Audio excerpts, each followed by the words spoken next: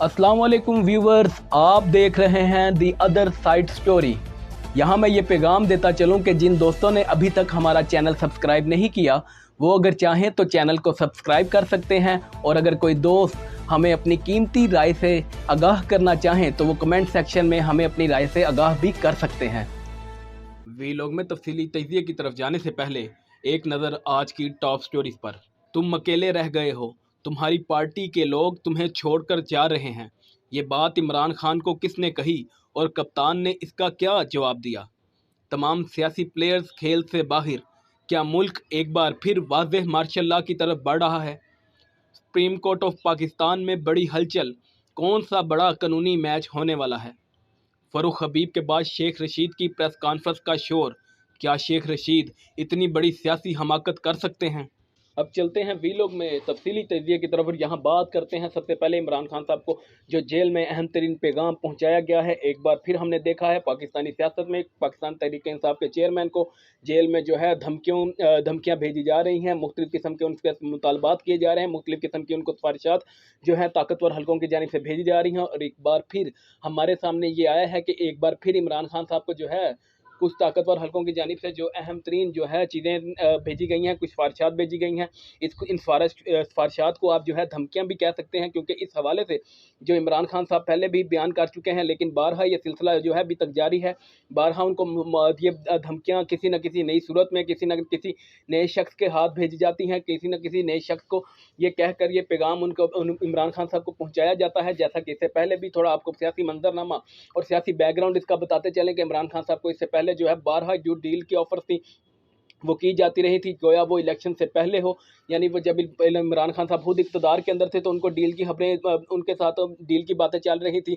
उनको पंजाब और केपी के अंदर जो है मशरूत हुकूमत का भी कहा जाता रहा। फिर इमरान खान साहब ने असम्बलियाँ तोड़ी तो उन असम्बलियों के तोड़ने के दौरान भी इमरान खान साहब को जो है कहा जाता रहा कि आप इलेक्शन थोड़ी देर ना मांगिए, इलेक्शन का मुतालबा मत कीजिए। उसके बाद जो है इमरान खान साहब को फिर जब गिरफ्तार कर लिया गया और जेल में डाल दिया गया तो एक तवील जो है सिफारिशात और धमकियों का सिलसिला जारी हुआ। इमरान खान साहब को जो है मुख्तलिफ़ किस्म की धमकियाँ भिजवाई गई, जिसमें पहली धमकी ये थी कि जो है आप सियासत से कुछ देर को आउट हो जाएं। फिर उस इमरान खान साहब जब नहीं माने इस बात के लिए कि मैं सियासत से नहीं हटूंगा, किसी को अपनी जगह पर नहीं आने दूंगा, ये पाकिस्तानी अवाम की जो जंग है मैं जारी रखूंगा, तो इमरान खान साहब को इसके बाद ये कहा गया कि आप जो है मुल्क छोड़कर चले जाएं। इमरान खान साहब ने मुल्क छोड़ने का से भी इनकार किया। तीसरी धमकी जो थी वो इमरान खान साहब को ये दी गई कि आपको जो है अब ये बात मानना पड़ेगी कि आप मुल्क छोड़कर नहीं जाएंगे तो फिर आपको के में और पंजाब में मशरूत हुकूमत को एक्सेप्ट करना पड़ेगा। इमरान खान साहब ने जो है कहा कि मैं किसी भी तरह की जो है मशरूत हुकूमत को एक्सेप्ट नहीं करूंगा, किसी भी तरह की मशरूत हुकूमत को कबूल करके अवाम पाकिस्तान को पसे पुष्ट नहीं डालूंगा, क्योंकि मैं अवाम की वोटों से मुंतखब होना चाहता हूं। मैं पाकिस्तानी सियासत में किसी के कंधों पर चढ़कर नहीं आना चाहता, ना ही पाकिस्तान के इक़्तिदार पर किसी के कंधों के पे चढ़कर आना चाहता हूं। तो इमरान खान साहब ने इस तरह की तमाम जो डील की खबरें थी उनको मुस्तरद किया, डील की जितनी ख्वाहिशात थी उनको रद्द किया। गोया के इस हवाले से बारहा वो मुख्तलिफ लोग जो हैं कोशिश करते रहे, लेकिन इमरान खान साहब जो है नहीं माने। इमरान खान साहब ने बिलाखिर अब इमरान खान साहब को फिर एक बार फिर धमकी दी गई है, आपको जो ये डील की खबरें हैं अब इनको मानना पड़ेगा, डील की जो सिफारिशात हैं इनको मानना पड़ेगा। लेकिन जो जिसके हवाले से हमारे पास यह है कि एक ताकतवर हल्कों के एक शख्स ने इमरान खान साहब को जो है एक पैगाम पहुँचाया ताकतवर हल्कों ने एक शख्स के जरिए, और वो पैगाम कुछ इस तरह था कि इमरान खान साहब को कहा गया तुम अकेले रह गए हो, तुम्हारी पार्टी के लोग तुम्हें छोड़कर जा रहे हैं। तो जिसके बाद इमरान खान साहब को कहा गया ये ताकि डराया जा सके, इमरान खान साहब को प्रेशराइज किया जा सके। लेकिन इमरान खान साहब ने जो है इससे पहले बारहा एक लाहौर में मीटिंग हुई थी, इस हवाले से इमरान खान साहब ने उसके अंदर अपना सियासी सफ़रनामा, सियासी जो आइंदा जो वाक़यात रोनमा होने थे उन हवाले से पेशन गोई की थी इमरान खान साहब की। इसके हवाले से आपको जो है हबीब अकरम साहब जो हैं सुनो टीवी पे जो एक शो करते हैं उनका एक वीलॉग या एक टुकड़ा मिल जाएगा। इस हवाले से एक छोटा सा वीडियो क्लिप मिलेगा जिसमें जो हम यूट्यूब की पॉलिसी की वजह से यहाँ नहीं चला सकते, लेकिन आप देख सकते हैं, जिसमें उन्होंने इमरान खान साहब के हवाले से ये बात कही थी कि इमरान खान साहब इस सब की पेशन गोई पहले कर जा चुके थे। उन्होंने कहा कि इमरान खान साहब ने कहा कि जो है अपना इलेक्शन तो पाकिस्तान तहरीक इंसाफ जीतेगी, लेकिन उन्होंने एक पूरी दर्जाबंदी की थी, यानी पहले मुझे जो है एक गिरफ्तार किया जाएगा, मुझे नाअहल करवाया जाएगा, मुझे जेल में डाला जाएगा, मुझे सजा दिलवाई जाएगी, उसके बाद नवाज शरीफ साहब वापस आएंगे, उनकी नाअहली खत्म होगी और इमरान बिल आखिर जो है पाकिस्तान तहरीक इंसाफ जो है इलेक्शन जीत जाएगी। अब तक आप देखिए पाकिस्तान के पूरे सियासी मंजरनामे पर एक नज़र डालिए तो आपको ये बात मालूम होगी कि इमरान खान साहब ने जो सियासी पेशन गोइयाँ की थी, 5 तो उनमें से तकरीबन पूरी हो गई हैं। अब पाकिस्तान तहरीक-ए-इंसाफ जो है का सिलेक्शन जितना रह गया, इसके हवाले से जो देखिए तो नवाज शरीफ साहब वापस आ रहे हैं, उनकी सियासत में वापसी का शोर है पाकिस्तान में। उनकी 30 अक्टूबर को उनकी वापसी का दिन करार दिया जा रहा है, लेकिन उसके अलावा नवाज शरीफ साहब की नाअहली के लिए जो है गालिबन 19 अक्टूबर यानी 2 रोज़ बाद जो है पाकिस्तान मुस्लिम लीग नवाज के जो वकला हैं वो इस हवाले से इस्लामाबाद हाई कोर्ट के अंदर भी पिटीशन दायर करेंगे, ताकि उनकी जो केसेस हैं उस हवाले से उनको कोई मसला ना हो, तमाम कानूनी रुकावटें जो हैं उनको दूर किया जाएगा। और बिल आखिर जो पाकिस्तान मुस्लिम लीग नवाज कह रही है कि 21 अक्टूबर को जो नवाज शरीफ साहब है वो पाकिस्तान वापस आ जाएंगे। अब इमरान खान साहब को तो ये तमाम बातें कहकर डरा दिया गया है कि आप अकेले रह गए, आप पार्टी जो है आपकी पार्टी तितर-बितर हो गई है। लेकिन इमरान खान साहब जो है डटे हुए हैं। इसके हवाले से तो हम आपको बता ही चुके हैं कि इमरान खान साहब ने कहा कि मैं पार्टी छोड़कर कोई मुझे चला भी जाए, लेकिन मैं जो है पाकिस्तान के अवाम की जो जंग है उससे पीछे नहीं हटूंगा। इमरान खान साहब ने वाज़ेह पैगाम पहुंचाया। अब यही पैगाम वो था जो इमरान खान साहब बार-बार अपनी जो मीडिया इंटरेक्शन था, जो अवाम के साथ उनके खिताबात थे, अवाम के उनसे उनके खिताब थे, उसके अंदर रिपीट करते रहे। लेकिन अब इमरान खान साहब ने ये ताकतवर हलकों को प्लान भिजवा दिया है, लेकिन इसके नतीजे में इमरान खान साहब को ये धमकी दी गई है कि अगर तुम डील नहीं करते, अगर आप डील नहीं करते तो आपको जो है कत्ल कर दिया जाएगा या सजाए मौत सुना दी जाएगी।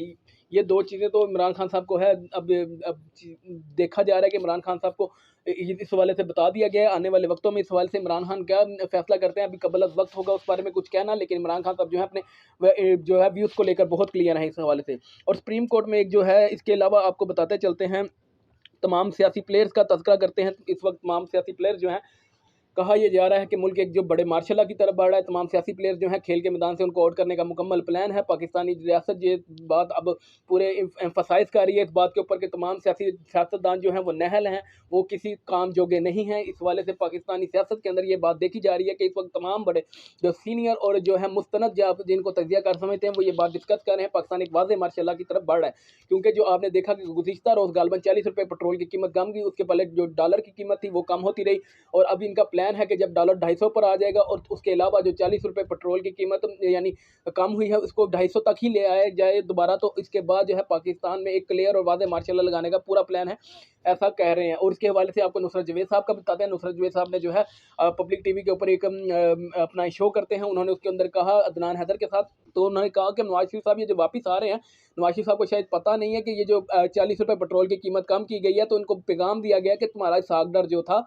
वो नहीं कर सका था, वो तो कह रहा था मैं डॉलर को जो है ज़मीन पर ले आऊँगा, लेकिन सागदार से डॉलर कंट्रोल नहीं हुआ। देखो हमने डॉलर भी कंट्रोल किया और पेट्रोल की कीमतें भी कम की हैं। अब इस हवाले से नुसरत जवेद साहब ने ऐसा कहा, लेकिन इस हवाले से हमारा जो तजिया है वो ये है कि इस वक्त पाकिस्तान जो है बिलफर्ज अब इलेक्शन का माहौल नहीं है। गोया इलेक्शन जनवरी में इलेक्शन कमीशन तो कह चुका है कि इलेक्शन करवा दिए जाएंगे, मगर जनवरी में बड़ा मार्शल लॉ भी लग सकता है पाकिस्तान के अंदर। जनवरी से मार्च तक के दरमियान एक बड़ा मार्शल लॉ पाकिस्तान में लग सकता है, एक वाज़ेह मार्शल लॉ। गो कि हम अभी भी एक मार्शल लॉ की सूरत में हैं, लेकिन एक वाज़ेह तरीन जो पैगाम है वो ये है। आने वाले वक्तों में ये आने वाला वक्त बताएगा पाकिस्तान के सियासी मंजरनामे पर ये खबर दुरुस्त साबित होती है या नहीं होती, लेकिन फिल वक्त जो हमारे पास इतला थी वो हमने आपके साथ शेयर की है कि पाकिस्तान में एक बड़ा मार्शल लॉ की खबरें हैं जो मुख्तलिफ जो तजियाकार हैं वो इसको डिस्कस कर रहे हैं। उसके बाद पाकिस्तान की सुप्रीम कोर्ट के अंदर एक अहम तरीन जो चीज़ है, पाकिस्तान की सुप्रीम कोर्ट के अंदर आज एक बड़ा पटिशन फाइल हुई है, एक बड़ी दरख्वास्त जमा करवाई गई है कि नैब तरमीम के हवाले से। ये आपको याद होगा चीफ जस्टिस उमर अता बंदयाल ने जो है नैब तरमीम को उड़ा कर रख दिया था। ये सियासी टोला जो था, ये चोरों का टोला, आपको याद है कि जब ये इक़्तिदार में आया था इनका मेन मकसद था कि अपने जो सासाजात हैं उनको बचाया जाए, तमाम केसेस जो है माफ़ करवाए जाए। इन्होंने पूरा प्लान किया। 16 माह की ये बदतरीन फस्तायत वाली हुकूमत ने कुछ किया ना हो या ना हो, लेकिन अपने केसेस ज़रूर माफ़ कराए, अपने तमाम तर केसेस को जो है ख़त्म करने की पूरी कोशिश की। उसके लिए इन्होंने नैब तरमीम की, लेकिन नैब तरमीम का जो इन्होंने काम डाला था, इन्होंने पार्लियामेंट को इस नापाक काम के लिए इस्तेमाल किया था।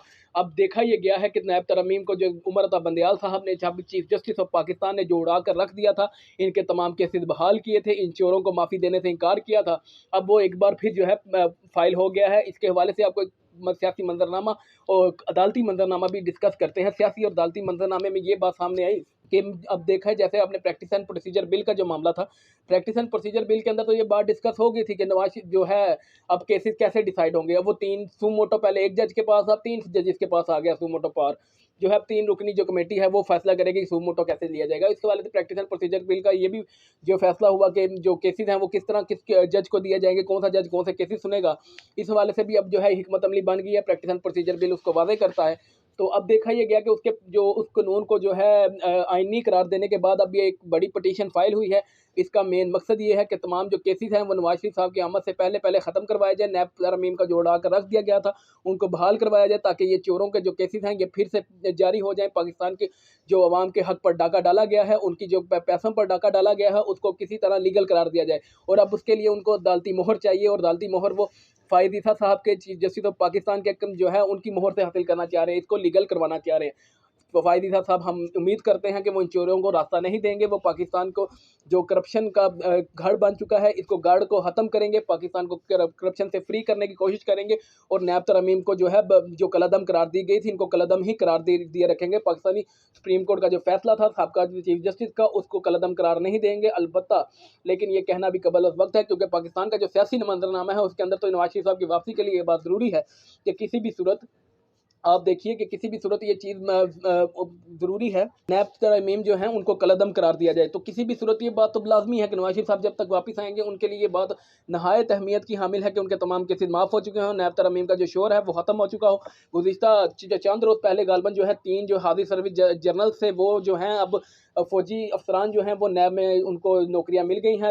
ये तो बेरोज़गार भी नहीं थे, इससे पहले हमने देखा था कि बेरोज़गार जनरल्स को फ़ौक़ियत दी जाती थी। नैब के जो अपने चेयरमैन हैं उनको, जो खुद बेरोज़गार थे, उनको नौकरी मिली थी नैब के चेयरमैन के तौर पर। लेकिन अब देखा है कि हाज़िर सर्विस जो अफसरान हैं उनको भी नैब में मौका दिया जा रहा है कि वो आएँ और अपनी कारकर्दगी दिखाएँ। पाकिस्तानी जो सियासत है उसके अंदर अपने जो करप्शन अनासिर हैं, करप्ट अनासिर हैं, उनको जो है ख़त्म करने में मुल्क मिल्लत का साथ दें, पाकिस्तान का एक रोशन मुस्तकबिल की तरफ लेके जाएँ। आने वाले वक्तों में ये जो जर्नैल साहिबान है ये पाकिस्तान को एक नैब करप्शन फ्री पाकिस्तान की तरफ लेकर जाते हैं, ये नहीं जाते। इस हवाले से कहना तो कबल अज़ वक्त होगा, लेकिन हमने देखा है कि नैब हमेशा जो है सियासी हथकंडे के तौर पर इस्तेमाल हुई है।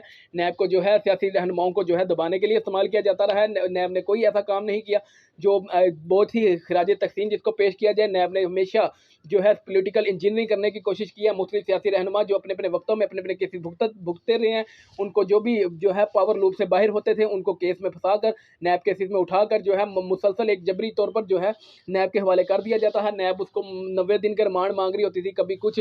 तो सबसे बड़ा जो रिमांड था वो तो 90 दिन का था। नैब जो मुस्तकिल ख्वाजा साद रफीक साहब है, उसके अलावा शाहिद हकान अब्बासी भी इसी नैब के जो है कस्टडी में रहे। दीगर जो पाकिस्तान मुस्लिम लीग नवाज के रहनुमा थे, इनके साथ ये ज्यादतियाँ होती रहीं कि इन पर जो है करप्शन के चार्जेस लगाकर इनको 90 दिन के लिए जो अदालत से रिमांड हासिल कर लिया जाता और फिर इनको अपनी तहवील में रखा जाता।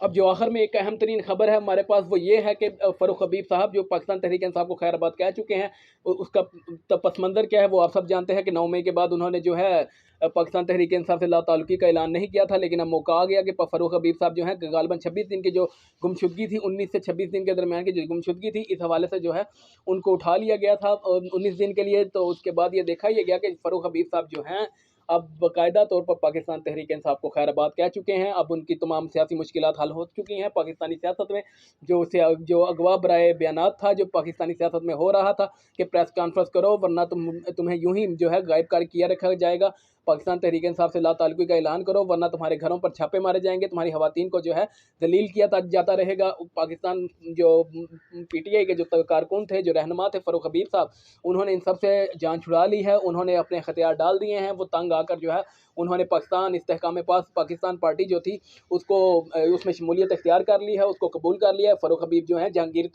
खान तरीन को जो है महबूब हो गए हैं, उनके प्यारे हो गए हैं। जहांगीर खान तरीन साहब जो इस्तेहकाम पाकिस्तान पार्टी के जो थे रूह रवां हैं, उनके बानी कारकुनान में से हैं। उन्होंने फ़ारूक हबीब साहब को पार्टी में जो है शमूलियत करने पर मुबारकबाद भी दिया है। फ़ारूक हबीब साहब जो किसी को नहीं थे मिल रहे, पाकिस्तानी सियासत में एक हलचल थी कि फ़ारूक हबीब कहाँ गए, लेकिन बिलाखिर उस्मान डार और सदाकत अब्बासी के बाद अब फ़ारूक हबीब साहब ने भी कल प्रेस कॉन्फ्रेंस की और तमाम का तमाम जो है मलबा पाकिस्तान तहरीक इंसाफ के चेयरमैन पर डालकर 9 मई के हवाले से उनको पाकिस्तान तहरीक इंसाफ को खैराबाद का करार दे दिया। और गालिबन इनका भी बयान 164 का जो है वो जल्द या बदेर आपको नजर आएगा कि अदालत में रिकॉर्ड हो गया और उसके हवाले से इमरान खान साहब के खिलाफ ये भी वादा मगवाफ बन जाएंगे। इसके हवाले से जब देखा ये जा रहा है कि फ़ारूक हबीब साहब ने जो सबसे घटिया प्रेस कॉन्फ्रेंस की वो फ़ारूक हबीब साहब ने की, इमरान खान साहब पर इस कदर जो है खुद बदतरीन इल्ज़ामात लगाए कि सदाकत अली अब्बासी और फ़ारूक हबीब जो उस्मान डार थे उनके इंटरव्यू तो बहुत अच्छे लगने लगे।